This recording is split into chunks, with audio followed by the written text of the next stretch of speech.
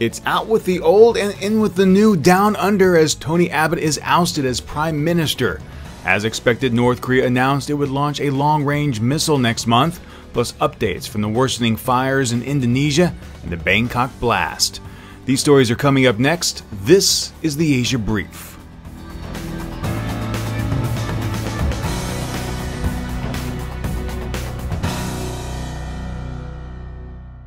A very good Tuesday morning to you. This is Steve Miller on this September 15th, 2015.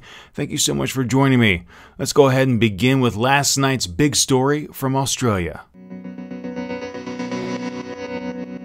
If you ever cruised the comment section of this podcast, you would have seen how unpopular Tony Abbott was as Australia's Prime Minister. Well, he no longer holds that title. Malcolm Turnbull challenged Abbott in a party room vote. This wasn't the first challenge for Abbott either, who faced a no-confidence vote in February of this year, but since then has seen his approval rating sink as internal divisions grew. In Monday's vote, Turnbull collected 54 votes to Abbott's 44. Turnbull used his first press conference to outline his upbeat economic vision for the country, saying, quote, "There has never been a more exciting time to be alive than today. And there has never been a more exciting time to be an Australian. We will ensure that all Australians understand that the government recognizes the opportunities of the future and is putting in place the policies and the plans to enable them to take advantage of it." End quote. Turnbull also noted he would lead a government that would consult and collaborate, showcasing a smarter style of leadership in a complex world, saying, quote, "My firm belief is that to be a successful leader in 2015, perhaps at any time, you have to be able to bring people with you by respecting their intelligence in the manner you explain things." End quote. Now it's time to see if Turnbull is up to the challenge and can make good on his pledge. News of his win did help the Australian dollar, but it remains to be seen if his more liberal views, like support for same-sex marriage, will put him at odds with his more conservative colleagues. When it comes to North Korea, there's one thing you can always count on. It will out-negotiate South Korea every single time. During the latest round of tension, I noted that Pyongyang got everything it wanted from Seoul, namely getting the loudspeakers turned off and not apologizing, while President Park Geun-hye got absolutely nothing except a flimsy message of regret, but nothing to hold him really responsible. The fact that Seoul tried to play it off as a win when in fact it was a loss was transparent to anyone except those drinking the Blue House Kool-Aid, and now her failure is coming back to bite her. North Korea's National Aerospace Development Administration is pursuing forward with the final phase in the development of a new Earth observation satellite for weather forecast, the agency said via the North Korean Central News Agency.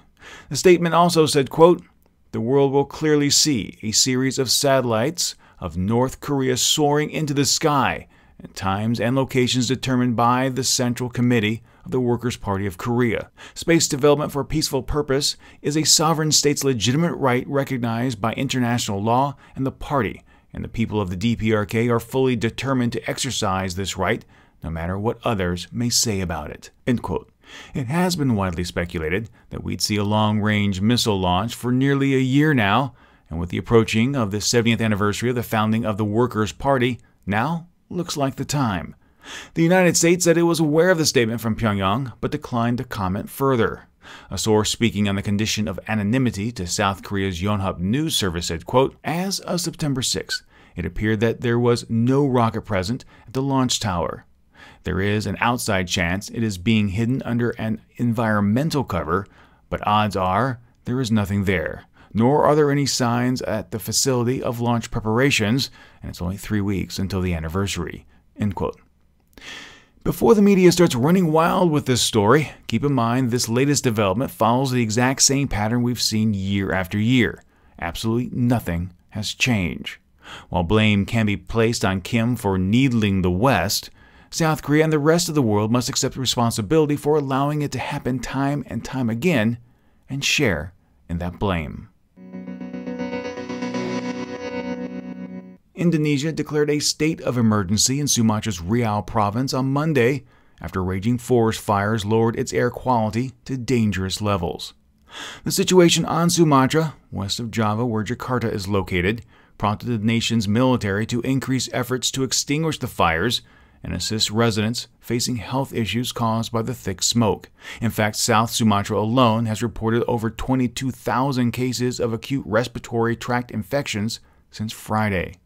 Over 1,000 soldiers have been deployed in South Sumatra, one of the main centers of the fire. Indonesia's National Disaster Mitigation Agency may send additional helicopters to help water-bomb the blazes. The situation is bad enough that particulate matter has caused Singapore to list air conditions as very unhealthy, just one step below hazardous. So far, Indonesia has doused the Riau fires with 18 million liters of water and has actively cloud-seeded the region. Other fires in Sumatra and Jambi have also been tackled, with the large fire in Jambi extinguished over the weekend. Authorities in Malaysia have arrested 3 people in connection with the Erawan Shrine bombing last month in Bangkok. The head of Malaysia's National Police Force announced the arrest of a Pakistani man and 2 Malaysians, one of them a woman. This was done at a news conference in Kuala Lumpur Monday. Currently, Malaysia has absolutely no plans to extradite the trio to Thailand. In related news, authorities believe Abudu Satir Abudu Rihaman, also referred to as Ishan and the purported mastermind of the bombing plot, has fled to Turkey. Officials in Istanbul deny that he has entered the country. That'll do it for me today, but please take a moment and let me know your thoughts. I truly want to hear from you.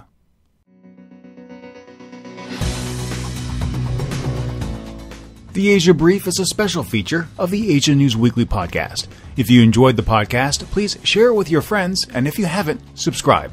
Subscribing is free, and when you do, the next episode is delivered automatically to you. You can subscribe on our website, asianewsweekly.net, or in your favorite podcast application. You can also keep up with more news from the region by following Asia News Weekly on Facebook or Twitter. And if you have any comments, questions, or feedback, be sure to drop us a line. That email address is podcast@asianewsweekly.net. Thank you so much for joining me, and until next time, remember to be true to yourself and to always be awesome.